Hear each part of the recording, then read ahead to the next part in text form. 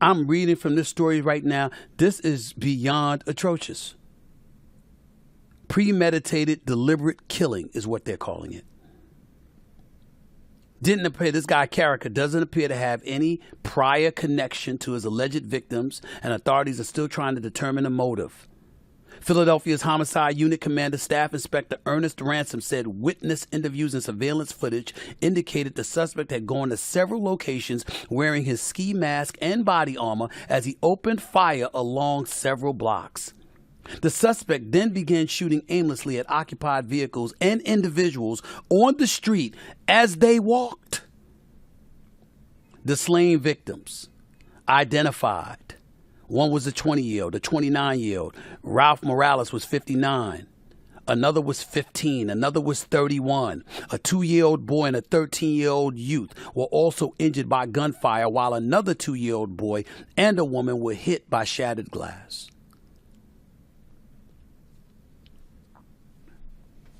We're a damn mess.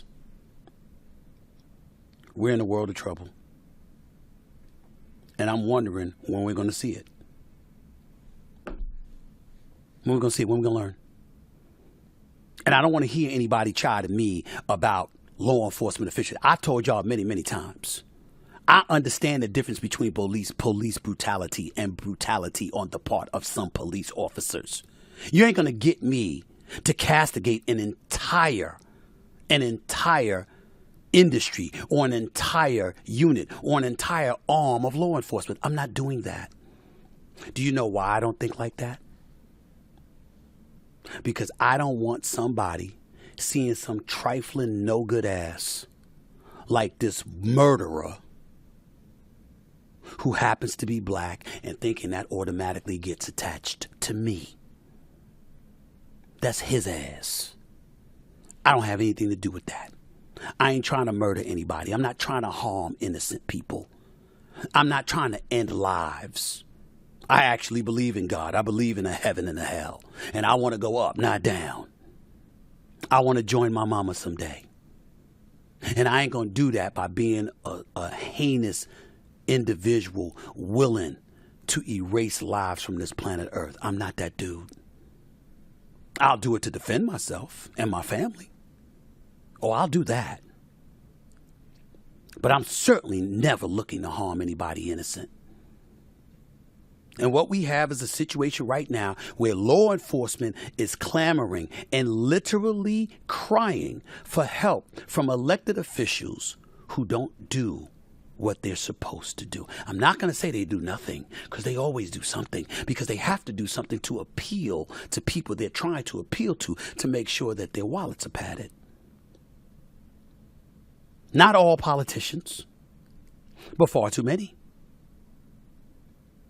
I'm almost getting to the point where I'm asking, am I supposed to believe wholeheartedly that an elected official is in that position simply because they want to serve? When so many end up richer once departing office than they were when they arrived? What am I supposed to believe? When the most basic things imaginable can't get done. Gun lobbyists are winning. I'm not a guy that's against Second Amendment rights. I'm not a guy that does not believe that people don't have the right to bear arms. But somebody just walking around with an AR-15? By the way, in a ghost gun, that's what they called it. They said it was a ghost gun. And I believe a ghost gun is one that's unregistered, one obtained illegally. No surprise there. Most bad guys don't go and get registered guns.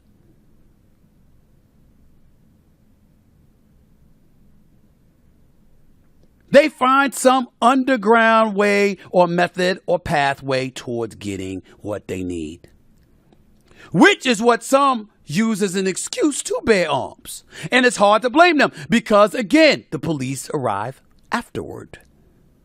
They usually don't arrive during or before. Y'all lucky I ain't president.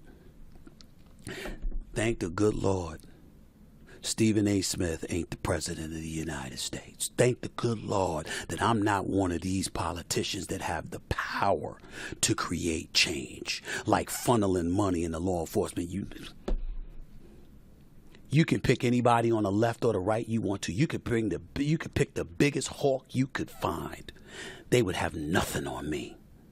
Nothing. I promise you that. I'm talking about money being funneled in the law enforcement for undercover work. I be catching cats before they did anything. I be throwing money everywhere. We gonna prevent some of this. A lot of ass whippings would take place. I'm here to tell you that right now. I can promise you that. Some people need an ass kicking. Y'all do understand that, right? Y'all do understand that, right? Some people need to get their ass kicked. That's a good deterrent. But if that didn't work, I would certainly make sure the streets are not more armed than law enforcement officials. It's getting to a point where that might be the best solution imaginable.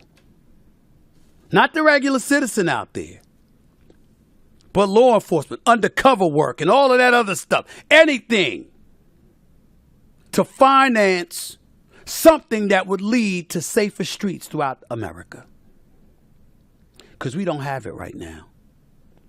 Monday, I highlighted how we damn sure don't have it in the black community, as typified with what I just read to you a few minutes ago. But as I'm quite sure, the evidence that will continue to fall upon us will prove, black folks ain't the only ones suffering. My heart goes out to all the victims. All the victims in this senseless, inexcusable, heinous crime.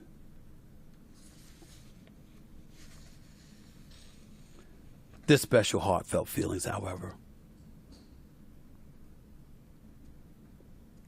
for the man that passed away, who was about to walk his daughter down the aisle this weekend. Somehow, ladies and gentlemen, we got to do something. I'm a black man. Of course, I feel we've got to do something in the black community. We got to speak up. We got to speak out. We got to do a lot of things. That's absolutely true. But this latest incident just is a reminder that we all have to find a way to come together. We're getting to the point where conditions appear to be unlivable. And when it gets that bad, it affects all of us. What do y'all want? The streets to look like they did when COVID was going on? When it was empty? Looking like a scene out of the movie I Am Legend with Will Smith? Is that what y'all want? Something's got to be done. Something has got to be done.